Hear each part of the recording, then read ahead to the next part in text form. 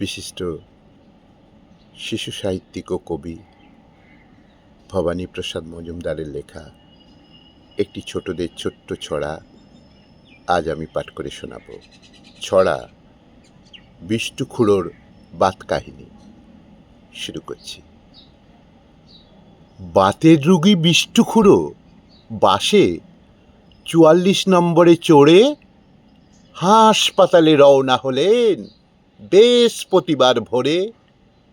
রাস্তাঘাটের অবস্থা যা খানা খন্দে ঠাসা, বাস যা লাফায় বিষ্টু খুড়ো লাফান দ্বিগুণ খাসা।